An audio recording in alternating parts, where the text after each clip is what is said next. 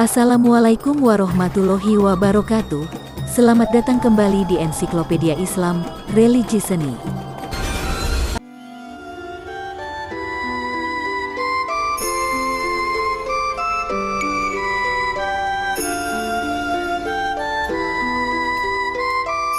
Sejarah penaklukan Andalusia Spanyol oleh Tariq bin Ziyad.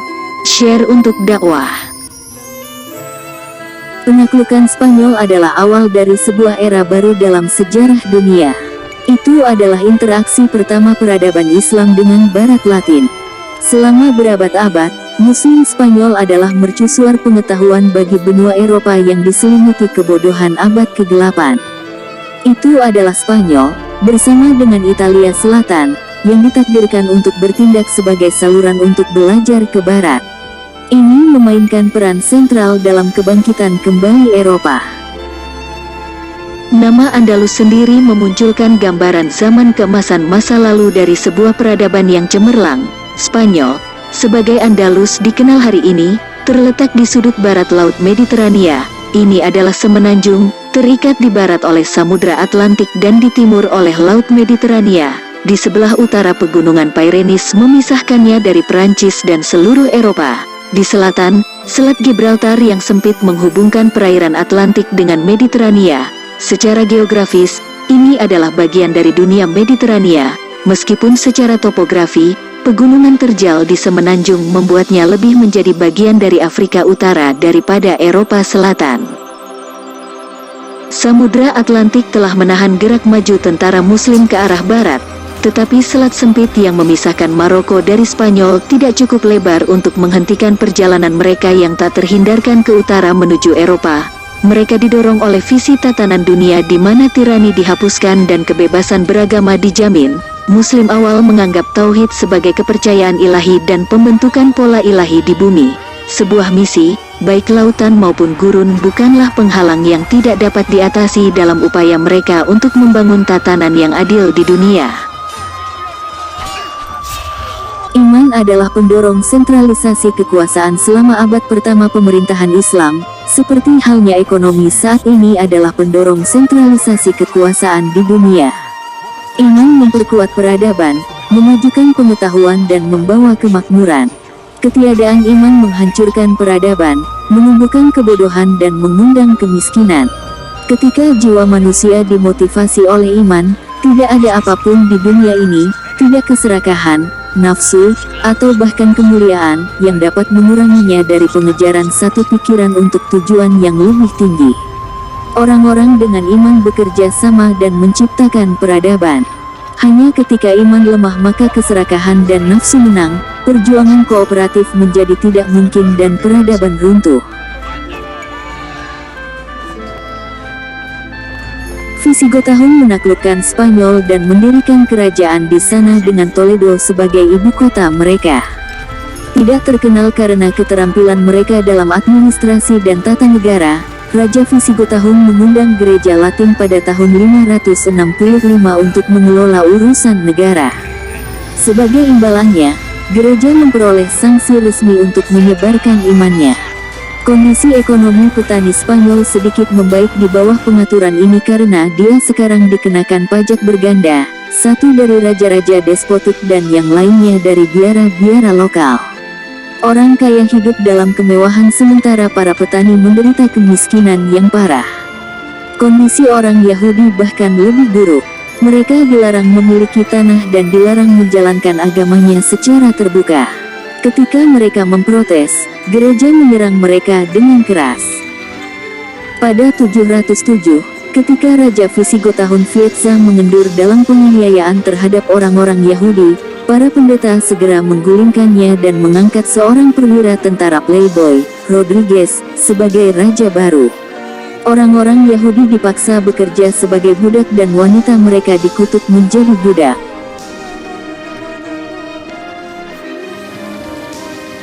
Kontras antara Spanyol dan Afrika Utara pada awal abad ke-8. Mencolok antara dua wilayah yang berdekatan secara geografis, kaum Muslim telah tiba di tempat kejadian dengan keyakinan baru dan misi baru. mengkhotbahkan kebebasan manusia dan keadilan di depan hukum.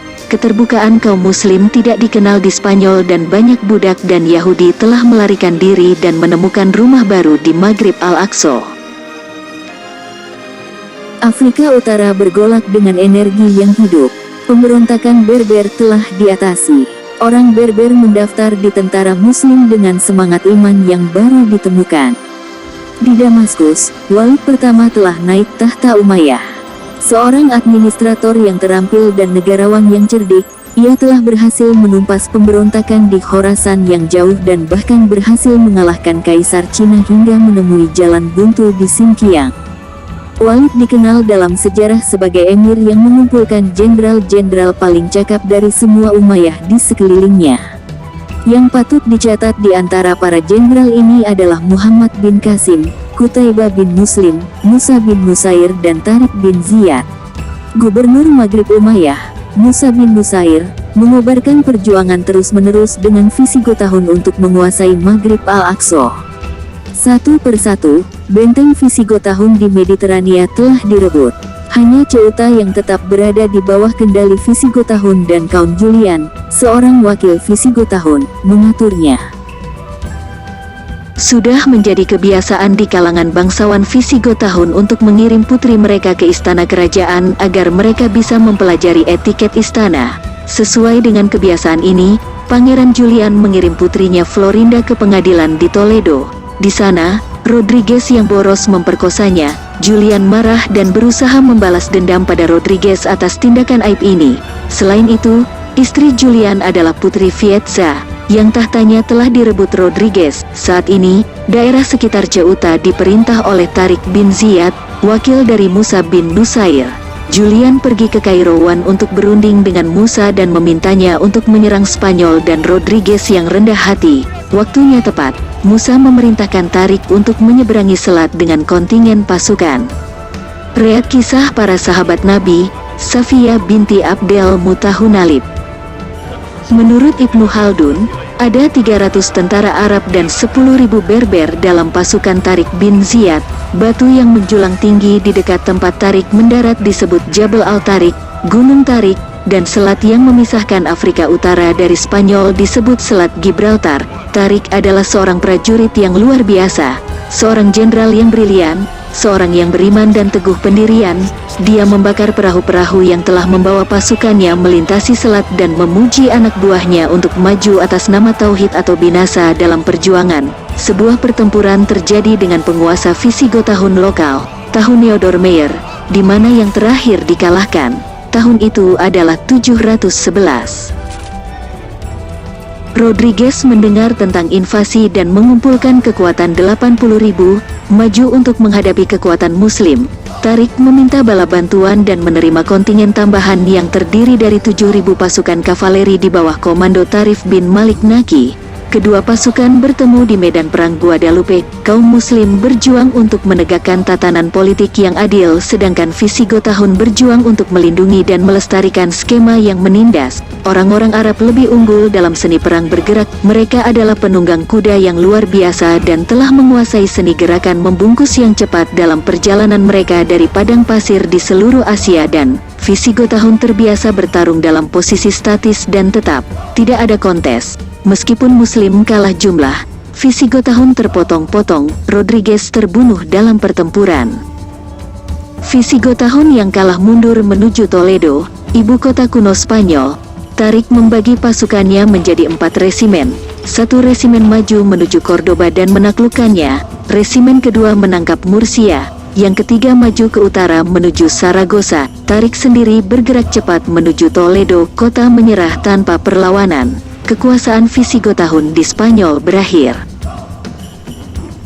Sementara itu, Musa bin Nusair mendarat di Spanyol dengan kontingen baru pasukan Berber. Kemajuan pertamanya adalah menuju Seville. Para pembela menutup gerbang kota dan pengepungan panjang pun terjadi. Kemampuan ofensif orang Arab, yang didukung oleh teknik dan teknologi militer, lebih unggul daripada kemampuan defensif Visigotahun. Musa telah membawa Minjanikes bersamanya, yang melemparkan proyektil berat ke benteng kota untuk menghancurkannya. Setelah sebulan, kota itu menyerah.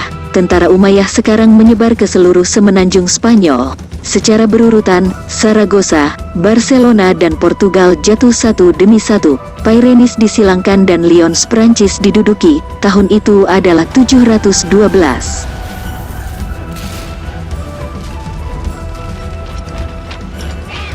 Musa siap melanjutkan perjalanannya ke Prancis dan Italia. Tapi sementara itu, Khalifah Walid pertama jatuh sakit di Damaskus. Dalam perebutan kekuasaan yang terjadi, Musa dipanggil kembali untuk mengambil sumpahnya sebagai Khalifah Sulaiman berikutnya. Musa menunjuk putranya Abdel Aziz sebagai emir Spanyol, meninggalkan putra lainnya Abdallah yang bertanggung jawab atas Afrika Utara dan bergegas ke ibu kota Umayyah. Selama penaklukan mereka atas Spanyol, kaum muslim telah menangkap sejumlah besar barang rampasan. Musa sangat ingin bergegas dan membawa barang rampasan yang ditaklukkan ke Walid pertama sehingga emir yang sekarat akan menghargai jasa yang diberikan oleh Musa. Sementara itu, Sulaiman, pewaris yang tampak, menulis kepada Musa untuk memperlambat kepulangannya sehingga pada saat rampasan perang tiba di Damaskus, Walid pertama sudah mati dan jarahan itu akan menjadi milik Sulaiman. Namun, Musa, karena sopan santun kepada emir yang sekarat, tidak mewajibkan Sulaiman. Dia tiba sebelum Walid meninggal. Sulaiman sangat marah karena kehilangan kesempatan untuk mengklaim rampasan perang. Jadi, ketika dia naik tahta, dia mencopot semua pangkat Musa, menuduhnya menyalahgunakan dana perang dan membuatnya jatuh miskin. Musa menjalani sisa hidupnya sebagai pengemis, setengah buta dan di bawah belas kasihan publik. Orang-orang Yahudi dan petani di Spanyol menerima tentara Muslim dengan tangan terbuka. Perbudakan dihapuskan dan upah yang adil ditetapkan. Pajak dikurangi menjadi 1/5 dari produk. Siapapun yang menerima Islam dibebaskan dari perbudakannya. Sejumlah besar orang Spanyol menjadi Muslim untuk menghindari penindasan mantan tuan mereka, minoritas agama, Yahudi dan Kristen, menerima perlindungan negara dan diizinkan berpartisipasi di tingkat tertinggi pemerintahan. Spanyol, di bawah kekuasaan Muslim, menjadi mercusuar seni, ilmu pengetahuan, dan budaya bagi Eropa. Masjid, istana, taman, rumah sakit, dan perpustakaan dibangun, kanal diperbaiki dan yang baru digali, tanaman baru diperkenalkan dari bagian lain kerajaan Muslim dan produksi pertanian meningkat. Andalus menjadi lumbung Maghrib, manufaktur didorong dan karya sutra dan brokat semenanjung menjadi terkenal di pusat-pusat perdagangan dunia. Andalus dibagi menjadi 4 provinsi dan administrasi yang efisien didirikan, kota-kota meningkat dalam ukuran dan kemakmuran. Cordoba ibu kotanya, menjadi kota utama Eropa dan pada abad ke-10 dengan lebih dari 1 juta penduduk.